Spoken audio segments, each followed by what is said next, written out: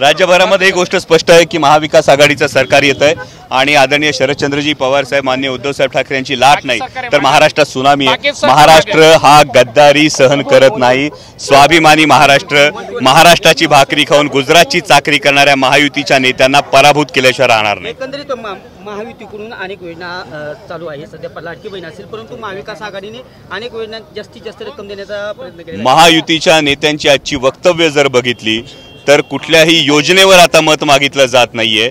जर माननीय देवेंद्रजी फडणवीसांसारख्या व्यक्तीला वोट जिहाद सारखे विषय काढावे लागत असतील तर देवेंद्रजी फडणवीस यांनी त्यांच्या सरकारचं अपयश कबूल केलेलं आहे, त्यांनी त्यांचा पराभव कबूल केलेला आहे। परंतु हा महाराष्ट्र 18 पगड जातींच्या छत्रपती शिवाजी महाराजांनी निर्माण केलेल्या स्वराज्याचा आदर्श मानतो। त्यामुळे अशा पद्धतीचा भाजपचा नॅरेटिव्ह कुठेही कामाला येणार नाही। महाविकास आघाडीच्या जे जाहीरनाम्यात ज्या योजना घेतलेल्या आहेत त्या आर्थिक भार आहे तो राज्याला सोसवणार नाहीत असं अजित पवार मला असं वाटतं की आदरणीय जयंत पाटील साहेबांनी अनेक वर्ष 8-9 वेळा जवळपास अर्थसंकल्प सादर केलेला आहे, संपूर्ण विचार करून या गोष्टी केल्यात।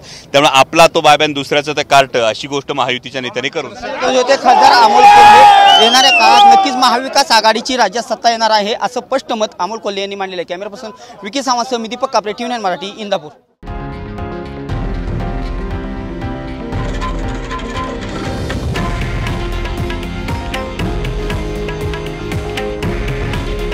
हे आहे देशातील नंबर 1 न्यूज नेटवर्क आणि आपण पाहत आहात TV9 मराठी। काळजी तुमची, हित महाराष्ट्राचं।